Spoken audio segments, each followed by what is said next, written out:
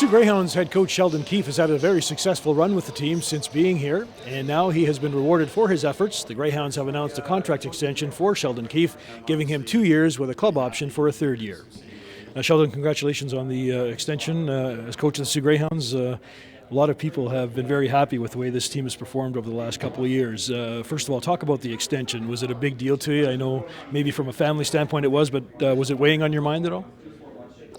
You know what, I'd be lying if I said that it was, frankly. I had 1 year remaining in my contract, and I was fully comfortable in coaching out that year, and I had been planning for the season and having a great season, and I was comfortable that the contract and things like that were going to take care of themselves eventually. Obviously, with Kyle Dubas leaving, I think it created some uncertainty in the organization, and the board of directors decided to address that, and I'm grateful for that.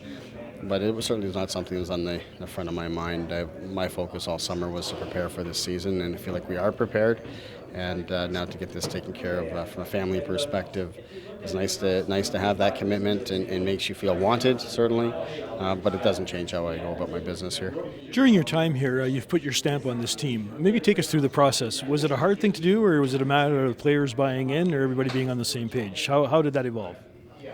You know, I think that it evolved through the type of players that we had. First of all, I think we got good people and good character in. We drafted well, and we brought players in. Our scouting staff and our management brought in players that could fit in well and would buy in, and could be the type of players we wanted to have in terms of how we wanted to play. So that really helped things. We've got a really good leadership group here, good people that welcome our young players and make them feel a part of things, and it's just created a very positive environment for our players to succeed. So we feel good about it, and it's going to be important to continue to foster that and build upon it and support it as we go. But certainly, I think Kyle Raftis' leadership is going to fit in very nicely with what we have going here currently.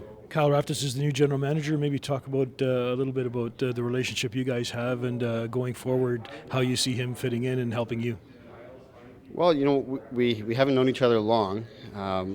We had met briefly at my time in the league and just seeing him in the arenas, but recently out in Calgary, we had some time together at the Under-17 National Development Camp, where he was an evaluator, a guest evaluator, and I was one of the national team coaches running the camp. So we worked closely there throughout that camp, and you just start to get a sense of his demeanor and his personality and things like that. And then I had opportunity to spend some time with him a couple weeks ago, and then over the last few days been chatting quite a bit. So I'm very comfortable. I think he's going to fit in well here, and the people that are in place are going to be able to continue to do their jobs and be comfortable. And I think he has a lot of knowledge to bring as well. He's very plugged in, very connected in the league, and there's some good experience that we can tap into there as well. With training camp going on, just a couple of comments about your expectations for the team this season. I know the community has high expectations, but realistically, where do you see this team going this year? You know what? I think if you were to go back to my comments a year ago, if I was asked that same question, at a time when no one really expected anything from us, the expectations here are very high. They always have been. From the day I walked through the doors, our expectations have been extremely high. So that hasn't changed, and the process hasn't changed either. We're going to focus on today.